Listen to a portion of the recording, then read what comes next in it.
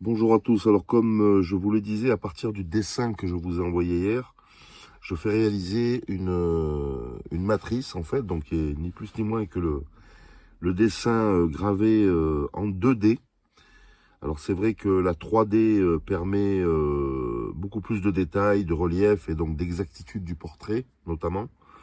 Mais par contre c'est beaucoup plus cher à faire réaliser une médaille en 3D.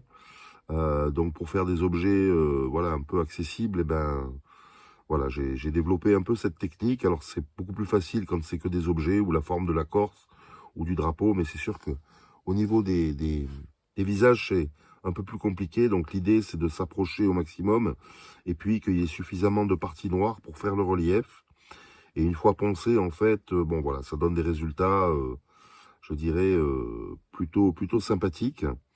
Pas parfaits, mais sympathiques. Donc en fait, on prend la matrice et puis on va la reproduire avec du sable de fondeur, donc un petit moule.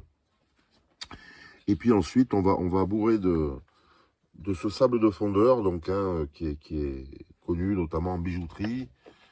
C'est un sable à base de silice, voilà. Donc tout pour bien reproduire en fait un négatif. Ensuite, dans lequel ensuite on viendra couler le métal en fusion. Alors bon, là c'est comme je disais un alliage d'étain et de plomb parce que ça permet, ben voilà, c'est ductile, hein, donc ça fond à basse température. Et puis c'est accessible en prix, mais on peut faire en bronze, mais là c'est pas le même prix, ni les mêmes technologies. Donc on commence à bien tasser.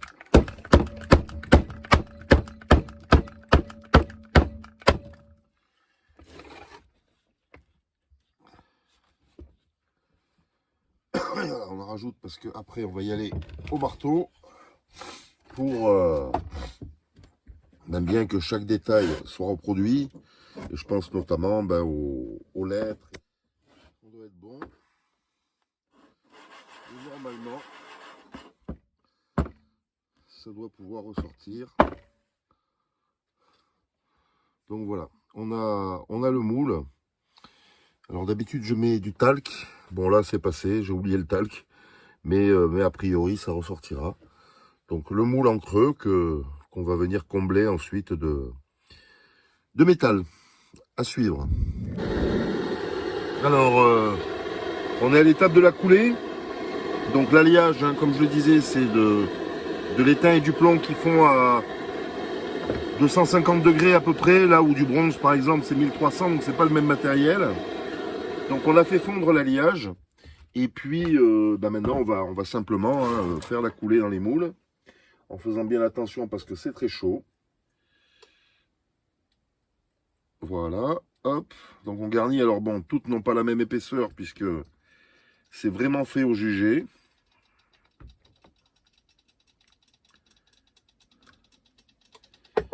Voilà, et puis on va donner quelques coups de marteau pour bien que le métal imprime le négatif. Et puis maintenant, on va attendre que ça refroidisse pour voir le démoulage. Alors, bon, ça y est, le métal est refroidi, donc on va pouvoir maintenant démouler les médailles. Alors, c'est chaud. Voilà. Donc, on voit apparaître les premières formes. Donc, chaque moule est perdu, évidemment. Hein. Et donc, maintenant, on va pouvoir brosser. Ça a l'air d'être sorti pas trop mal. Pour enlever le sable.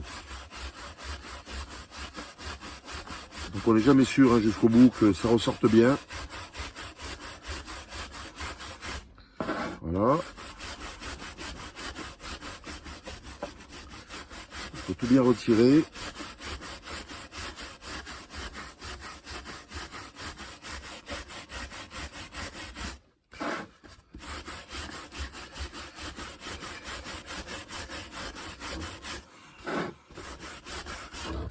Donc elles sont brûlantes. Et voilà, on a ce qu'on appelle donc une... Bon, il reste encore un peu, on l'enlèvera après, mais donc un médaillon brut de fonte. Et donc maintenant, il va falloir passer aux finitions. C'est-à-dire égaliser la tranche, enfin voilà, et puis polir tout ça. Donc voilà les premières étapes. Alors on passe à l'étape du dégrossissage pour la tranche et puis l'arrière de la médaille. Donc ça va faire du bruit.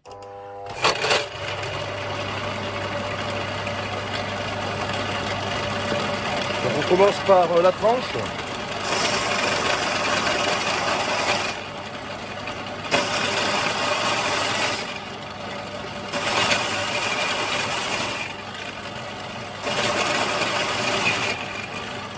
Et ensuite, on commence à dégrossir l'arrière de la médaille.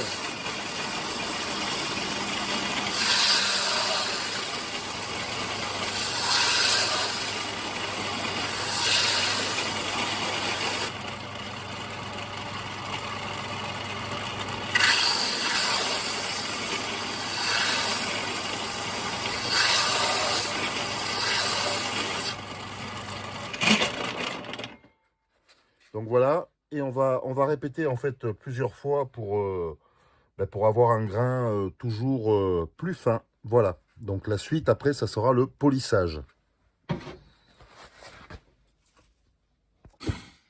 Alors dernière étape, le polissage et le marquage. Donc on utilise des petites polisseuses comme ça automobiles et puis on a passé déjà deux grains, 80 et 240 pour commencer à faire sortir les reliefs. Et puis on va continuer pour...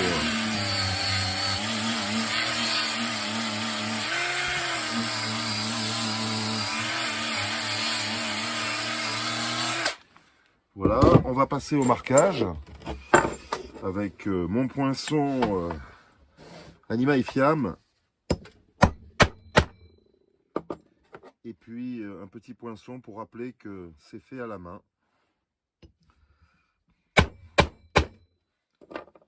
Voilà. Et puis on va remettre un petit coup de polissage.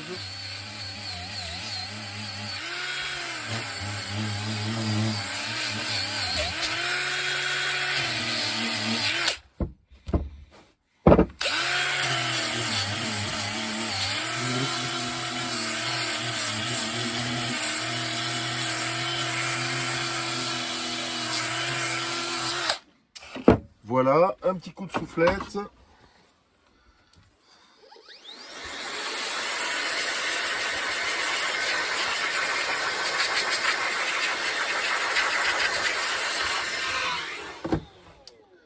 Et la médaille est prête, à recevoir son écrin. Et voilà. On voit pas bien. Voilà.